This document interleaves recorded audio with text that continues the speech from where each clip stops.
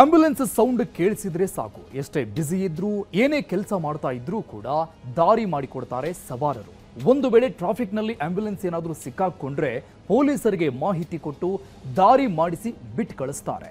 ಆದರೆ ಇಲ್ಲಿ ಆಂಬ್ಯುಲೆನ್ಸ್ ವಾಹನವನ್ನೇ ಪಲ್ಟಿ ಹೊಡೆಸಿದ್ದಾರೆ, ಆಕ್ರೋಶ ವ್ಯಕ್ತಪಡಿಸಿದ್ದಾರೆ. ಯಾಕೆ ಗೊತ್ತಾ? ಮಾಹಿತಿ ಇಲ್ಲಿದೆ ನೋಡಿ.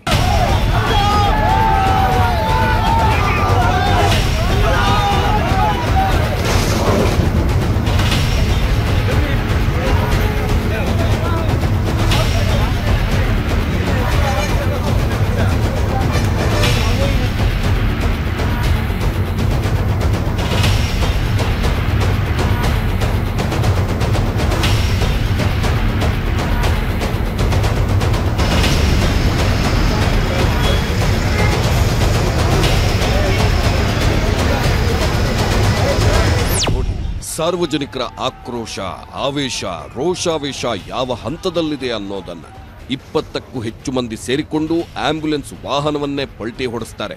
ಎಲ್ಲರೂ ಆಂಬ್ಯುಲೆನ್ಸ್ ವಾಹನದ ಮೇಲೆ ಕೋಪ ತೋರಿಸ್ತಾರೆ. ಸ್ಥಳದಲ್ಲಿ ಪೊಲೀಸರು ಕೂಡ ಅಲ್ಲೇ ಇರ್ತಾರೆ. ಹೀಗಿದ್ರೂ ಆಂಬ್ಯುಲೆನ್ಸ್ ವಾಹನವನ್ನೇ ಮಕಾಡೆ ಮಲಗಿಸ್ತಾರೆ. ಆಂಬ್ಯುಲೆನ್ಸ್ ಚಾಲಕನ ವಿರುದ್ಧ ಅಬ್ಬರಿಸ್ತಾರೆ. ಸರ್ಕಾರಕ್ಕೂ ಎಚ್ಚರಿಕೆಯ ಗಂಟೆ ಬಾರಿಸ್ತಾರೆ.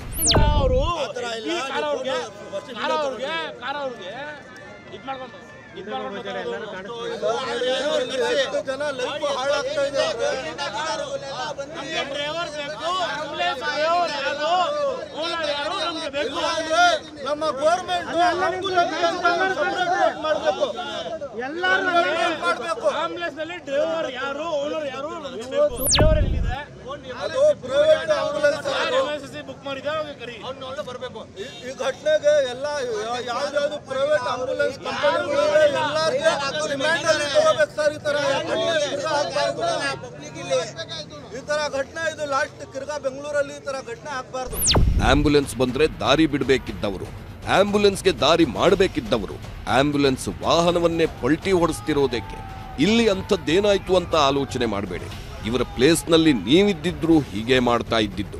ಯಾಕಂದ್ರೆ ಆಂಬ್ಯುಲೆನ್ಸ್ ಚಾಲಕನ ನಿರ್ಲಕ್ಷ್ಯಕ್ಕೆ ಭೀಕರ ಅಪಘಾತ ನಡೆದು ಬಿಟ್ಟಿದೆ. ಈ ಆಂಬ್ಯುಲೆನ್ಸ್ ವಾಹನ ಡಿಕ್ಕಿ ಹೊಡೆದ ರಭಸಕ್ಕೆ ಸ್ಕೂಟರ್ನ ಚಕ್ರಗಳೇ ಸಪರೇಟ್ ಆಗೋಗಿದೆ. ಸ್ಕೂಟರ್ ಕಂಪ್ಲೀಟ್ ಆಗಿ ಅಪ್ಪಚ್ಚಿ ಆಗೋಗಿದೆ.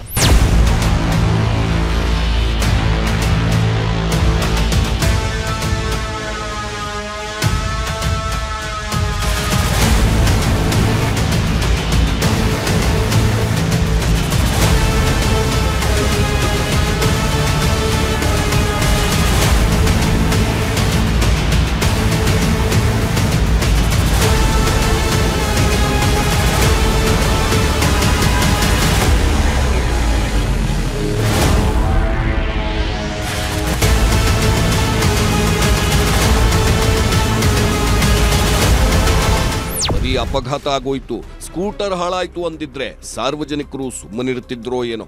ಆದ್ರೆ ಆಂಬ್ಯುಲೆನ್ಸ್ ಅಡಿಯಲ್ಲಿ ಬೈಕ್ ಒಂದು ಅಪ್ಪಚ್ಚಿ ಆಗಿತ್ತು. ಆ ಬೈಕ್ನಲ್ಲಿದ್ದ ಇಬ್ಬರು ಅಮಾಯಕರು ಅನ್ಯಾಯವಾಗಿ ಸಾವಿನ ಮನೆ ಸೇರ್ಬಿಟ್ಟಿದ್ರು.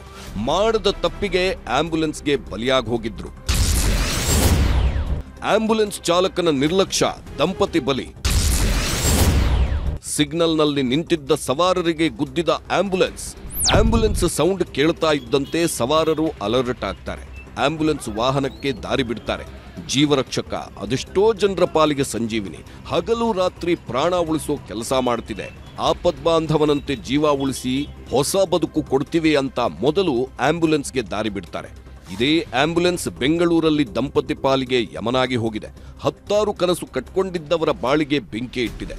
ಸಿಗ್ನಲ್ನಲ್ಲಿ ಕ್ರಾಸ್ ಮಾಡೋಕೆ ಮುಂದಾಗಿದ್ದವರನ್ನ ಸಾವಿನ ಮನೆಗೆ ನೂಕಿದೆ. ಇಡೀ ಕುಟುಂಬವನ್ನ ಕಣ್ಣೀರಿನ ಕಡಲಿಗೆ ದೂಡಿದೆ.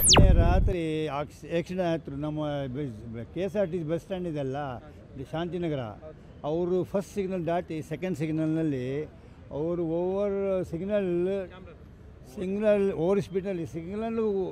ಸ್ಪೀಡ್ ಮಾಡಿ ಹೋಗಿದ್ದಾರೆ. ಸಿಗ್ನಲ್ ಜಂಪ್ ಅವರಲ್ಲಿ ಪೇಷಂಟು ಯಾರಿಲ್ಲ, ಎಂಟಿ ಆಂಬ್ಯುಲೆನ್ಸ್. ಸೈರನ್ ಹಾಕಿದ್ದಾರೆ. ಸೈರನ್ ಅವರು ರೂಲೇ ಇಲ್ಲ, ಖಾಲಿ ಇದ್ದರೆ ಅವ್ರನ್ನೇ ತಪ್ಪು ಇಲ್ಲ. ಅವ್ರಿಗೆ ಒಂದು ಗಾಡಿ ಇಲ್ಲ, 3 ಗಾಡಿ ಇತ್ತು ಸ್ಕೂಟ್ರು. 3 ಗಾಡಿಗೆ ಹೊಡೆದಿದ್ದಾರೆ ಅವರು. 3 ಗಾಡಿ ಹೊಡೆದ್ರೆ ಎರಡರಲ್ಲಿ ಸ್ವಲ್ಪ ಮೈನರ್ ಇಂಜುರಿ ಆಗಿದ್ದಾರೆ. ಇವರಿಬ್ಬರು ಹೆಂಡತಿ ಗಂಡ ಎಲ್ಲ ತೀರೋಗಿದ್ದಾರೆ. ಮಾಡದ ತಪ್ಪಿಗೆ ಅನ್ಯಾಯವಾಗಿ ಬಲಿಯಾಗಿ ಹೋಗಿರೋದು ಇವರೇ. ಈ ದಂಪತಿಯ ಹೆಸರು ಇಸ್ಮಾಯಿಲ್ ಹಾಗೂ ಸಮೀರಾ. ಬೆಂಗಳೂರಿನ ಬಿಟಿಎಂ ನಿವಾಸಿಗಳು ಬಟ್ಟೆ ಶಾಪ್ ಇಟ್ಕೊಂಡು 3 ಮಕ್ಕಳ ಜೊತೆ ಜೀವನ ನಡೆಸ್ತಿದ್ರು. ನವೆಂಬರ್ 1ನೇ ತಾರೀಕು ಬಟ್ಟೆ ಅಂಗಡಿ ಕ್ಲೋಸ್ ಮಾಡಿಕೊಂಡು ಮನೆ ಕಡೆ ಹೋಗ್ತಿದ್ರು. ಮನೆಯಲ್ಲಿದ್ದ ಮಕ್ಕಳಿಗಾಗಿ ಹಣ್ಣುಗಳನ್ನ ಖರೀದಿ ಮಾಡ್ಕೊಂಡು ಹೋಗ್ತಿದ್ರು. ಆದ್ರೆ ಈ ಸುಂದರ ಸಂಸಾರದ ಮೇಲೆ ಅದ್ಯಾರ ಕಣ್ಣು ಬಿತ್ತೋ ಗೊತ್ತಿಲ್ಲ. ಗಂಡ ಹೆಂಡತಿ ಇಬ್ಬರೂ ಹಾದಿ ಹೆಣವಾಗಿದ್ದಾರೆ. ವೇಗವಾಗಿ ಬಂದ ಆಂಬ್ಯುಲೆನ್ಸ್ ದಂಪತಿಯನ್ನೇ ಬಲಿ ಪಡೆದುಕೊಂಡಿದೆ. ಇವರು ಸ್ವಲ್ಪ ಮಾರ್ಕೆಟ್ ಹೋಗಿದ್ದು ಫ್ರೂಟ್ ತರಲಿಕ್ಕೆ. ಅವ್ರ ಮನೆ BTM ಲೇಔಟು. ಅಲ್ಲಿಂದ ಅವ್ರ ಅಂಗಡಿನ ಅಲ್ಲೇ ನಮ್ಮದು ಸುಧಾಮನಗರ ಅವ್ರ ಬಟ್ಟೆ ಅಂಗಡಿ ಉಂಟು. ಅಲ್ಲಿಂದ ಬರ್ತಾಯಿದ್ದೆ. ಅಲ್ಲಿಂದ ಬರುವಾಗ ಫ್ರೂಟ್ ತಂದ್ಕೊಂಡು ಮನೆಗೆ ಮನೆಯಲ್ಲಿ ಮಕ್ಕಳಿದ್ರು, 3 ಮಕ್ಕಳು. ಅವ್ರಿಗೆ ಡೋರ್ ಕ್ಲೋಸ್ ಮಾಡಿ ಬಂದಿದ್ದೀವಿ ಇವರು. ಆಮೇಲೆ ಮನೆಗೆ ಹೋಗಿದರೆ ಮನೆ ತೆಗೀಲಿಲ್ಲ, ಮಕ್ಕಳು ಮಲಗಿಬಿಟ್ಟಿದ್ರು. ಆಮೇಲೆ ಡೋರ್ ಕಟ್ ಮಾಡಿಕೊಂಡು ಮಕ್ಕಳಿಗೆ ತೆಗೆದಿವಿ ಹೊರಗೆ. 3 ಮಕ್ಕಳ ತುಂಬು ಸಂಸಾರ, 100 ಕನಸು ಕಂಡಿದ್ದ ಕುಟುಂಬ ಇದು. ಬಟ್ಟೆ ಅಂಗಡಿ ಇಟ್ಕೊಂಡು ಮಕ್ಕಳಿಗೆ ಸಣ್ಣ ನೋವು ಕೊಡದೆ ಸಾಕುತ್ತಿದ್ರು. ಬಟ್ಟೆ ಅಂಗಡಿ ಕ್ಲೋಸ್ ಮಾಡಿಕೊಂಡು ಪ್ರತಿದಿನ ಮಕ್ಕಳಿಗಾಗಿ ಏನಾದರೂ ತೆಗೆದುಕೊಂಡು ಹೋಗ್ತಿದ್ರು.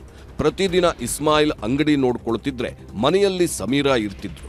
ಆದ್ರೆ ನವೆಂಬರ್ 1ನೇ ತಾರೀಕು ಸಮೀರಾ ಕೂಡ ಬಟ್ಟೆ ಅಂಗಡಿಗೆ ಬಂದಿದ್ದಾರೆ. ಗಂಡನಿಗೆ ಸಪೋರ್ಟ್ ಮಾಡಿದ್ದಾರೆ. ಬಳಿಕ ನವೆಂಬರ್ 1ನೇ ತಾರೀಕು ರಾತ್ರಿ 11:30 ಸಮಯ ಇಸ್ಮಾಯಿಲ್ ಹಾಗೂ ಸಮೀರಾ ಬಟ್ಟೆ ಶಾಪ್ ಕ್ಲೋಸ್ ಮಾಡಿಕೊಂಡು ಮನೆಗೆ ವಾಪಸ್ಸಾಗಿದ್ದಾರೆ. ರಿಚ್ಮಂಡ್ ಸರ್ಕಲ್ ಕಡೆಯಿಂದ ಬರ್ತಿದ್ದಾಗ ಶಾಂತಿನಗರದಲ್ಲಿ ರೆಡ್ ಸಿಗ್ನಲ್ ಬಿದ್ದಿದೆ. ಬಳಿಕ ನಡೆಯೋದೇ ಭಯಾನಕ. ಇವ್ರ ಬಟ್ಟೆ ಅಂಗಡಿ ಇಸ್ಮಾಯಿಲು, ಅವ್ರ ಹೆಂಡತಿ ಅವ್ರದ್ದು ಸಮೀನ್. ಅವರನ್ನು ಒಂದು ಚಿಕ್ಕ ಬಟ್ಟೆ ಅಂಗಡಿ ಉಂಟು ಸುಧಾಮನಗರನಲ್ಲಿ, ಅದೇ ಅವ್ರ ಬಿಸ್ನೆಸ್. ಅವ್ರು ಎಷ್ಟು ಎಕ್ಸಾಕ್ಟ್ ನಮ್ಗೆ ಗೊತ್ತಿಲ್ಲ. ಅವ್ರ ಏಜ್, ಅವರು ಇಸ್ಮಾಯಿಲ್ಗೆ 38, ಅವ್ರ ಹೆಂಡತಿಗೆ 32 ವರ್ಷ. ಮದುವೆ ಅವರು 10 ವರ್ಷ ಹುಡುಗಿದ್ದಾರೆ. ಅವ್ರಿಗೆ ಒಂದು 10-9 ವರ್ಷ, ಆಮೇಲೆ ಒಂದು 7 ವರ್ಷ, ಒಂದು 5 ವರ್ಷ, 3 ಮಕ್ಕಳಿದ್ದಾರೆ. ಶಾಂತಿನಗರದ ಸಿಗ್ನಲ್ ಬಳಿ ವೇಗವಾಗಿ ಬಂದ ಆಂಬ್ಯುಲೆನ್ಸ್ ಏಕಾಏಕಿ 3 ಬೈಕ್ ಸವಾರರಿಗೆ ಡಿಕ್ಕಿ ಹೊಡೆದಿದೆ. ಮೊದಲು ಸಿದ್ದಿಕ್ ಮೊಹಮ್ಮದ್ ರಿಯಾನ್ ಅನ್ನೋರ ಬೈಕು ಆಂಬ್ಯುಲೆನ್ಸ್ ಡಿಕ್ಕಿ ಹೊಡೆದಿತ್ತು. ಬಳಿಕ ಆ ಬೈಕನ್ನ 30 ಮೀಟರ್ ಎಳೆದೊಯ್ದಿದೆ. ಸಿಗ್ನಲ್ ದಾಟಿ ಪೊಲೀಸ್ ಔಟ್ಪೋಸ್ಟ್ಗೆ ಡಿಕ್ಕಿ ಹೊಡೆದಿದ್ದು ಸ್ಥಳದಲ್ಲೇ ಇಸ್ಮಾಯಿಲ್, ಸಮೀರಾ ಸಾವನ್ನಪ್ಪಿದ್ದಾರೆ. ಇನ್ನಿಬ್ಬರ ಸ್ಥಿತಿ ಗಂಭೀರವಾಗಿದ್ದು ಆಸ್ಪತ್ರೆಗೆ ದಾಖಲಿಸಿದ್ದಾರೆ. ಈ ಆಂಬ್ಯುಲೆನ್ಸ್ ವಾಹನ ನಮ್ಮ ರಿಚ್ಮಂಡ್ ಸರ್ಕಲಿಂದ ಹೋಗ್ತಿರ್ಬೇಕಾದ್ರೆ ಕ್ರಾಸ್ ರೋಡಿಂದ 2-3 ವೆಹಿಕಲ್ಗಳು ಕ್ರಾಸ್ ಆಗ್ತಿರ್ಬೇಕಾದ್ರೆ ಆಂಬ್ಯುಲೆನ್ಸ್ ವಾಹನ ಅತಿ ವೇಗದಲ್ಲಿ ಬಂದು ಈ ದ್ವಿಚಕ್ರ ವಾಹನಗಳಿಗೆ ಡಿಕ್ಕಿ ಹೋಗಿದ್ದು. ಅವರು ಅದಾದಮೇಲೆ ಡಿಕ್ಕಿ ಆದಮೇಲೆ ಮುಂದಕ್ಕೆ ಟ್ರಾಫಿಕ್ ಸಿಗ್ನಲ್ ಬಾಕ್ಸ್ ಕೂಡ ಡಿಕ್ಕಿ ಹೊಡೆದಿದ್ದಾರೆ. ಸೊ ಈ ಸಂದರ್ಭದಲ್ಲಿ ಒಂದು ದ್ವಿಚಕ್ರ ವಾಹನದಲ್ಲಿ ಬರ್ತಿದ್ದಂಥ ಗಂಡ ಹೆಂಡತಿ ಇಬ್ಬರು ಕೂಡ ಮೃತಪಟ್ಟಿದ್ದಾರೆ. ಆಮೇಲೆ ಮತ್ತೆ 2 ದ್ವಿಚಕ್ರ ವಾಹನದಲ್ಲಿ ಬಂದಂಥ ವ್ಯಕ್ತಿಗಳಿಗೆ ಇಂಜುರಿ ಆಗಿದೆ. ಯಾವಾಗ ದಂಪತಿ ಸಾವನ್ನಪ್ಪಿದ್ರೋ ಆಂಬ್ಯುಲೆನ್ಸ್ ಪಲ್ಟಿ ಹೊಡೆಸಿ ಸ್ಥಳೀಯರು ಆಕ್ರೋಶ ಹೊರಹಾಕಿದ್ದಾರೆ. ಆಂಬ್ಯುಲೆನ್ಸ್ನಲ್ಲಿ ರೋಗಿಗಳು ಇಲ್ಲದಿದ್ರೂ ವೇಗವಾಗಿ ಬಂದಿದ್ದಾನೆ ಅಂತ ಕಿಡಿಕಾರಿದ್ದಾರೆ. ರೋಗಿ ಇಲ್ಲದಿದ್ರೂ ಆಂಬ್ಯುಲೆನ್ಸ್ ಚಾಲಕ ಅಷ್ಟು ವೇಗವಾಗಿ ಬಂದಿದ್ದು ತಪ್ಪು.